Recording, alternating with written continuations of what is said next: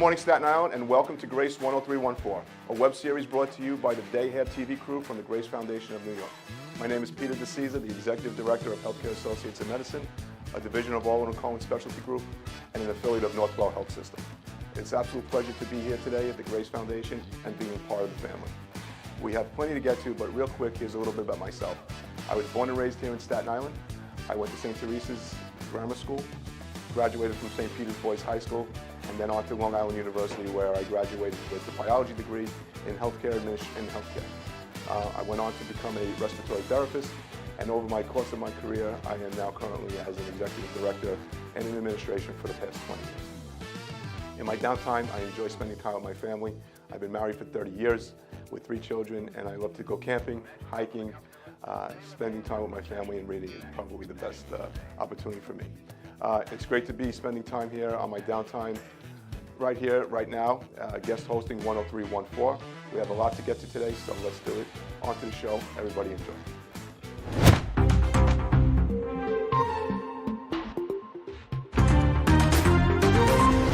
You are the CEO of a very large medical facility. Do you have a large corner office? I have a corner office. It has no windows, but I have an office. Oh wow, that's really nice. You have a location at 3333 from years ago. That was a very good restaurant on Staten Island. And what's your all-time favorite meal? Chicken Parmesan. Oh wow, everybody loves that. I know I do. Especially my mom's cooking. Go to 182 Uncas Avenue and you'll really get a great meal. I'll be there Sunday. What's your favorite sport? One of my favorite sports is speed skating, which is on ice with really long blades. Are you any good at it? Not anymore. I can't really skate that well anymore, but I was very good when I was younger. Yes. So Daniel, what's your favorite sport? My favorite is bowling. Are you any good at it? Yes, When was the last time you went bowling? on Saturdays. And what was your highest score? 179. Well, I think my highest score is G for gutter ball. Why did you pick the medical field? That's a great question. You know, when I was younger, I always wanted to be a doctor. When I went into college, I started out, playing baseball in college, and then I transitioned into healthcare. I realized I really wanted to help people, and I started as a therapist, as a respiratory therapist, as my first job in healthcare. It was fortunate because I helped my dad when he got sick with some lung conditions. So I'm fortunate for that. But healthcare, that was one of my passions, as well as sports and family. All right, very nice. Thank you. One way or both way play. Definitely movies, Thomas. What about you? I like movie too. And what's your favorite movie? Spider-Man. Well, mine is Iron Man, so almost as good as Spider-Man, but Yeah. definitely like Iron Man. Yeah, that was good too. Favorite sandwich? Turkey and Swiss on an egg bagel. Scariest animal? Alligator. Are you a dog person or a cat person? Dog person. Golden Doodle is my best friend in the world, so definitely a dog. Do you prefer apples or oranges? Oranges. Do you prefer when cereal is hot or cold for you? Cold cereal for me. Definitely cold. What is the one thing you had to throw out or get rid of? I have to throw out a sweater. I don't throw anything out, so I kind of save everything, but I definitely have to throw out my high school sweater. Favorite action movie? Iron Man. Window or aisle? Definitely window. What would your last meal be? My last meal, of course, if my mother's watching, definitely spaghetti and meatballs.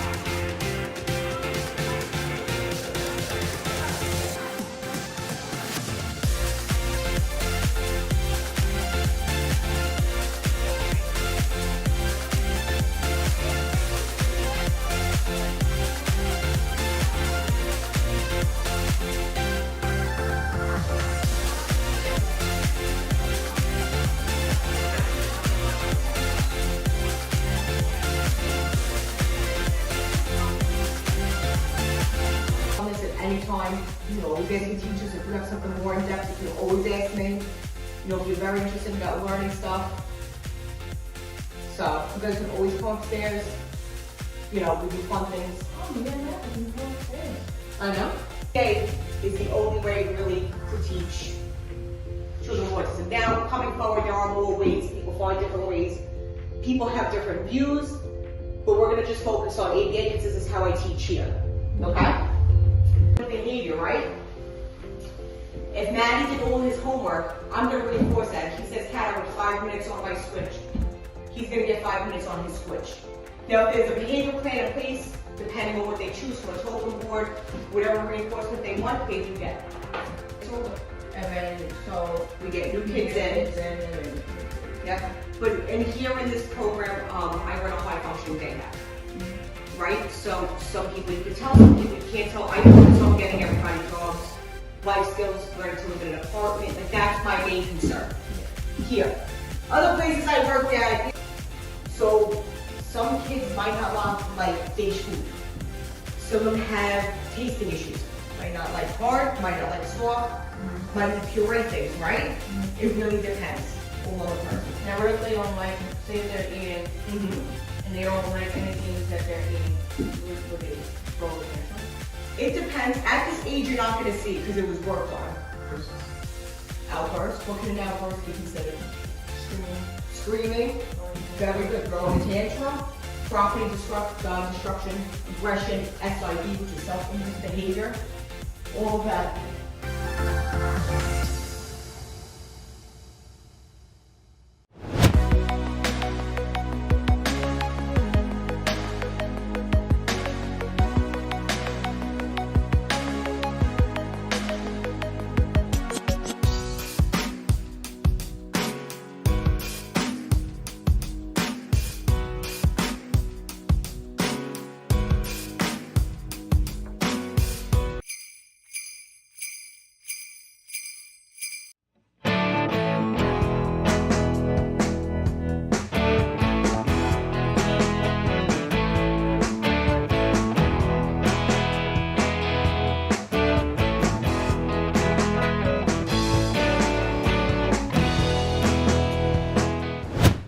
All right, that's it for the commercials for now. Let's keep this show rolling.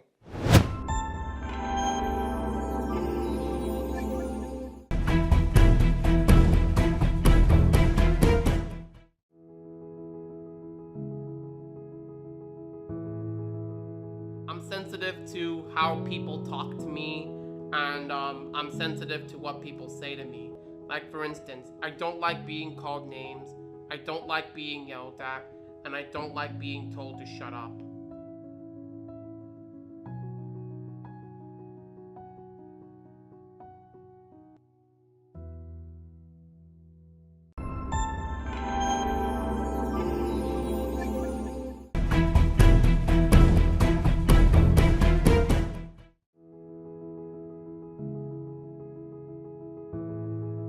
I think that advocacy and activism is so important because people in our community need that voice, whether we have the voice or not as much of a voice, but nonetheless we all need a voice to share, and all of us have a story and something very unique to share with the whole world. Autism does not define me. My ethics define me, my values define me, my skills define me, my talents define me, and the way that I interact with the world defines me, not autism.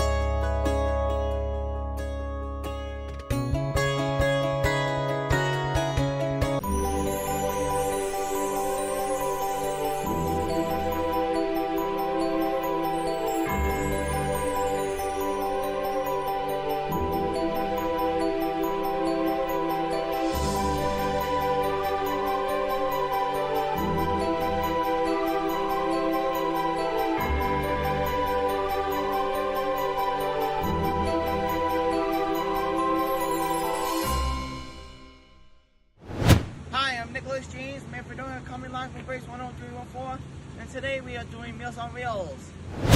Too hot, too cold. Too hot, too cold? Yep, too hot.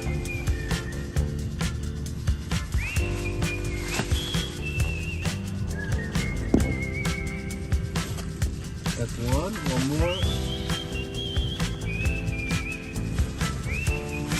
Two.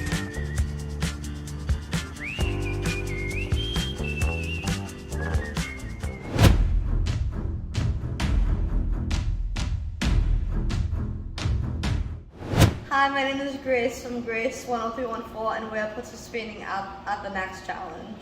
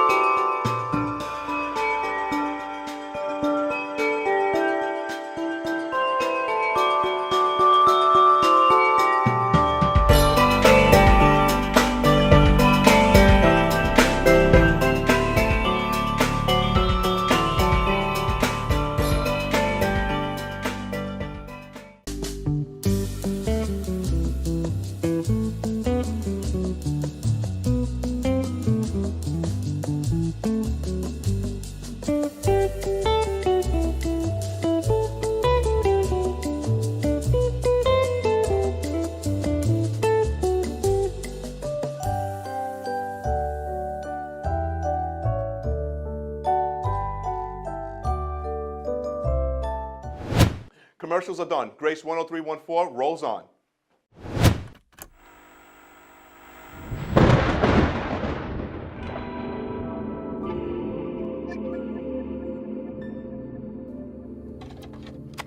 I don't know what to do. I did not sign up for this. Who's going to take care of my child when I'm gone? I don't know what to do. I absolutely don't know what to do. I can't handle this. I really can't handle it. Where do I turn? I Where don't do I know go? where to start. What do How I much do? more can I take? I really need help.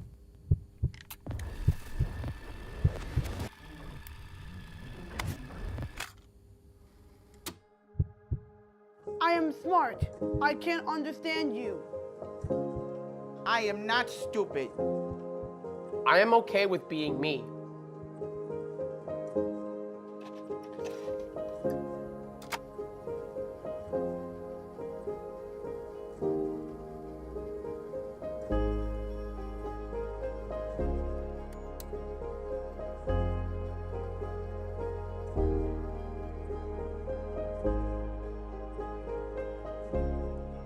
I didn't know much about autism, so I didn't know so much how to feel. My main concern was just like if my child would be okay. And initially when you get the diagnosis, you think, oh my God, you think the worst.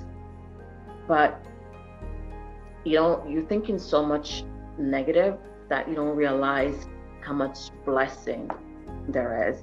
When I first found out that Carmine was autistic, at first it was a shock. My husband and I sobbed and sobbed and sobbed. We didn't know what to do. We didn't know what we did wrong. We didn't know what our next steps were. What I try to tell people is you've got to reach out. You've got to find families like you. You've got to find groups.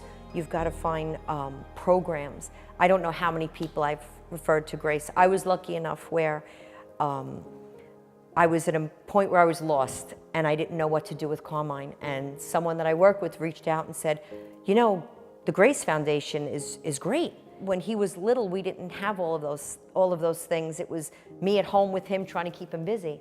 But nowadays, there's so much out there. Just get out there and do it all. The amount of therapy we had to do was ridiculous. I felt comfort in learning on learning the therapies that she had, because I'm like a control freak, so then I can help as well. I felt comfort in being with other people that were in my situation. So our Grace support groups were tremendously helpful to me.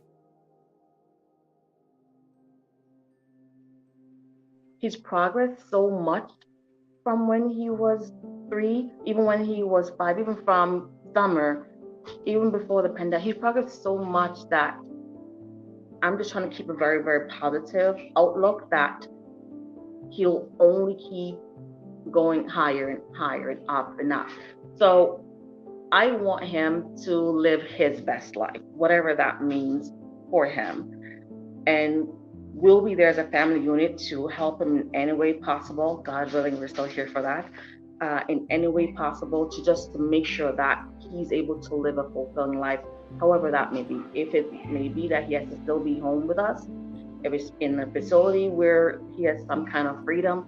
So whatever will work best for him, we're here to support him. My biggest concern was his ability to be able to fit in, to be able to learn, to be able to express himself, so that if something was bothering him or if he was upset, that others would be able to know that.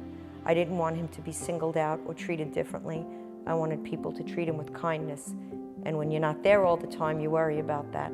I worried about him expressing himself if there was something wrong. The plan is she's staying with us until we pass away, and hopefully our only sibling will oversee wherever she's living. Now, right now, it's really bad with the state of affair for housing for our disabled, and I'm really, really frightened for the future, and I feel terrible for my son. I do. Wherever my son ends up, my daughter's only sibling, we would have to move to wherever he's going to be to set her up for when we're gone. It's very scary. He's taught us, if anything, to love more and just like relax and take life not so serious. I mean, he's such an awesome soul. I think he's actually done more for us than we have done for him. You know, he's blessed our family with just kindness and just love. Like he's like in the middle and we're like surrounding him. Like, you know, we're his glue, we're his protection, we're his everything, and it's because of him why we are in that circle that's gonna never end around him as long as we're here. I would hope that those individuals making fun of our kids who are different understand that they can't help it. They were born like this. Their brain is not the same as their brain, and they should be thankful that their brain isn't like theirs, and that we're all different in a way, and a lot of them have a lot of good strengths. And you know, my daughter at school could beat anybody at Connect 4, so there. By accepting me, you are supporting autism. From all of us at the Grace Foundation, take this moment to know that support comes in so many ways. It might not be easy to hear my story or to understand it. It may be uncomfortable for many, but I am one of the faces at Grace. We hope you can make it your mission to spread the message and to support the mission at Grace. Follow us on social media.